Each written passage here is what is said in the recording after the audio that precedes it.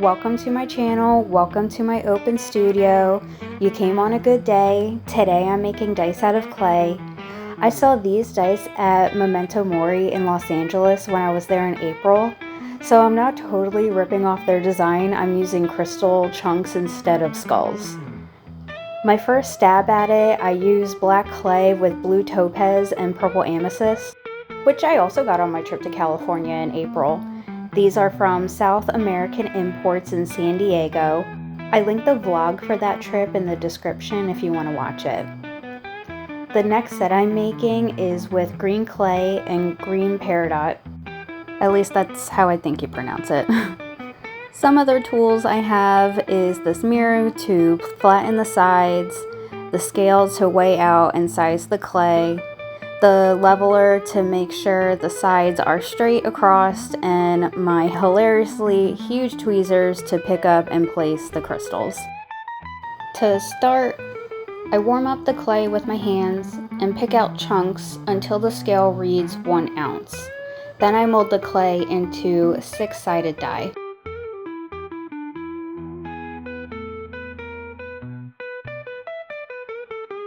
The set of dice I'm making has 5 in it. Each one is beautiful and unique because each crystal is beautiful and unique. I make my dice in sets of 5 because the only dice game I play, called Threes, requires 5 die. I'm making a separate video on how to play Threes since this one's already kind of on the longer side. So if you want to learn how to play Threes, or if you already know how and you want to see how I do it, stand by, that's in the future. So yeah, to get the 6 sides, I pinch and smush the clay with my fingers. I use the smooth surface of the scale with the mirror and just do that over and over until I like the shape. I'm going for symmetrical with character. When I like what I got, I grab my peridot and cheat sheet. I start with 1 and work my way down. These tiny bottles come with tiny quirks. It took a few tries to get this sucker open.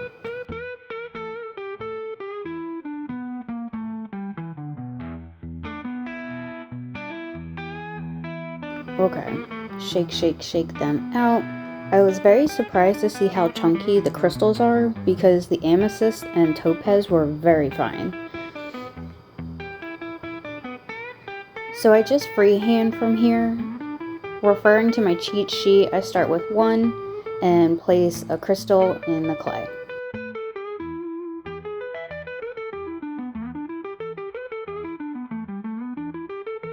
Looks good. Next, I roll the dice up once and place 3 crystals. Like I said, I'm freehanding this. It's a dump and pick method. I like crystals that are round or have an edgy side so it stays well in the clay. There's a depth that feels right underneath my fingertips, and the clay will also harden in the oven when it bakes. I want enough clay around the crystals so it doesn't fall out, because they're just going to be rolled constantly over and over again. The tighter the fit, the longer the crystal will last. My 3s are in, I roll the die up and put in 6. For 1 through 4, I liked bigger crystals, and 5 and 6 were made with smaller pieces. See, now I'm digging for the tiny ones.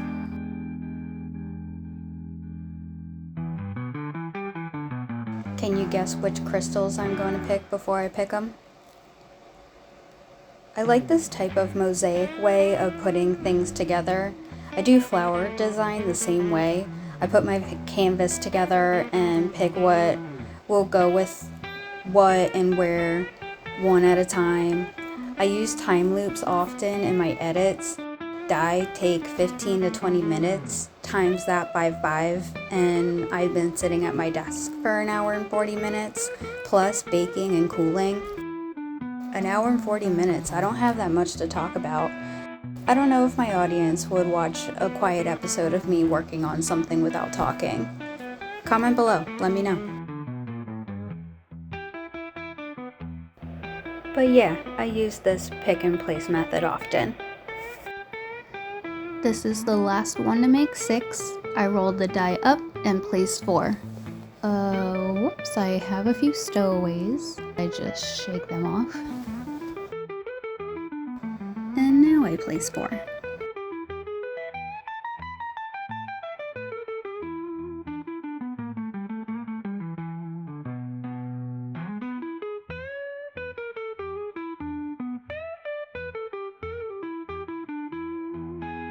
Hey, Autumn's here.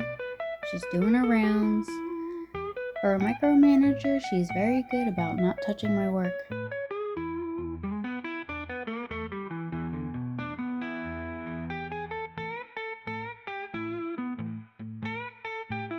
There's 4. I roll it to the right so the left side is up and place 2.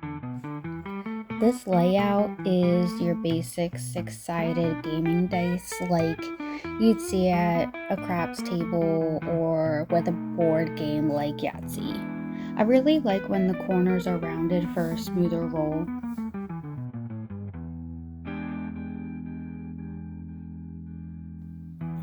And the last side gets 5 crystals. Hey, if you like this kind of content, I'd say subscribe. I post an open studio or a vlog of an outing every couple of weeks. I also post shorts constantly.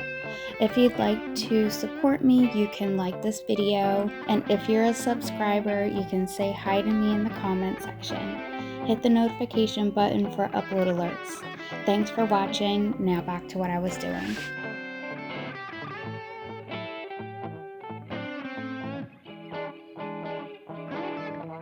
Okay, last crystal. Who's the lucky one gonna be? Oh my god, this looks great. Beautiful work, beautiful job. That's how I get the crystals on the die. I pinch and mold a few more times so everything is in there tight. That's 1. We need to make 4 more. So we'll watch that on a hyperlapse while I tell you about the time I lived in Chicago. I've had Chicago heavy on my mind lately since I've been making these dice, because while I was there, I learned how to play the dice game Threes. You might also know it as 3 away or Threes out. My friend group all played it, and since then, it's how I break the ice in social settings, settle tabs, or gamble a little money. I moved to Chicago from Seattle in March of 2014. I was going through a breakup and needed a change. Chicago was a city I was getting familiar with via work and visiting friends there. When the polar vortex lifted, I put in my transfer with my company to work out of Chicago O'Hare instead of SeaTac in Seattle. It was granted right away. My first apartment was a studio on Keystone Street in Irving Park for $650 a month. Great deal even for that time. The elevator was like one on Titanic, how it was gated and had a door that had to slide open and close manually. That was really cool. I was also able to get up on the roof and just hang out up there alone sometimes. That was awesome. After I lived there, I moved in with some roommates on Keeler Ave, and then after that, new roommates on Elston Avenue. I lived in Irving Park, but I hung out in Logan Square mostly. You could find me anywhere between the Logan Square and the California stop off the Blue Line, like the Logan Theater, Billy Sunday, Emporium, New Wave Cafe, any day of the week, or just sitting under the monument. And then my main place for shopping was Milwaukee Ave off the Damon stop on the Blue Line. My first stops were always Buffalo Exchange, Vintage Underground, and Ragstock, and then I go from there, and it's just a great area for secondhand shopping. And if I wasn't on Milwaukee, I could be visiting Chess Records on South Michigan Ave, Montrose Beach, and just all around Boys Town. My friend group all worked and gathered at Reno on Milwaukee Ave off the Logan Square stop. If I wanted to see a friend, I'd go there at 10 p.m. There would be a drinking buddy. We'd sit there through the night or take off into the night to bar hop. Often we would have a lock-in. The door would be locked for business hours, but we'd stay inside until all hours of the night. There was a mix of suburb town groups, the Jersey people I knew, and then restaurant industry folks all intermingling in this friend group. And then there's me, the flight attendant, who cannonballed in the middle of the group and became friends with everyone. This is where I learned how to play threes, and this is where my head has been. So how you play is, on each turn, players keep at least one die and roll the rest. The twist is that every 3 rolled counts as 0 points, while all other numbers retain their face value, like 4 is 4 points, 5 is 5 points, etc. The player with the lowest combined sum at the end of the round wins. I would break big bills as soon as I walked in if I saw dice out. If I went in with $10, I would walk away if I was down $10, but I was usually up. The most impressive time playing dice with everyone was at the annual crawfish boil. It was the summer of 2017. I remember it like it was 9 years ago. The pots kept growing and I kept winning. My friends play for cash. We did round after round of dollar pots. Sometimes someone would start a $5 or $10 pot, but the ante was kept low for lightheartedness. I had a bunch of ones on me and split them in half so I wasn't gambling all my cash. We closed the pot with a knife. If it couldn't be stabbed into the table, it was rested on top, but we could stab into this plank of wood. I won the biggest pot every time. Remember, the goal is to get the lowest sum at the end of the round. The number to beat is always being yelled. So say the number is 2 to beat. Someone has rolled 2. I would roll 0 with the last die to roll, like breath-holding victories. If there was a tie, everyone would throw in another $1 to start another round. I would win those. People were coming over just to beat me, and I won their money. Players, I just wanted to mention too, players can also shoot the moon. That's when you try to roll all 6s. If that's done, you automatically win the pot. I don't do that, but I just wanted to mention it because it's part of the game. So the next morning, I'm pulling cash out of everywhere. Pockets, shoes, bra, hats, all over. And I could tell which dollar I had won versus put aside because of the knife mark in the bill when I held it up to the light. For a while, I carried dice with me. Once I played someone in a round of 3s to see who would pay the tab. They paid. When I lived in San Francisco, I frequented Zeitgeist. It's a bar. They call it the city's backyard, the city's backyard or everybody's backyard, something like that. I'd bring dice and just get a group together. Once somebody already knew the game. And that kinship is awesome. We just played and didn't have to teach anyone. We just rolled. I left Chicago in October of 2018, so I had a good 4.5 years there. The Reno crowd at this time had dispersed, the winters were rough, and the flight delays out of O'Hare were really getting to me. I thought I knew cold because I'm from New Jersey, but everyone who got there before me said they're just different.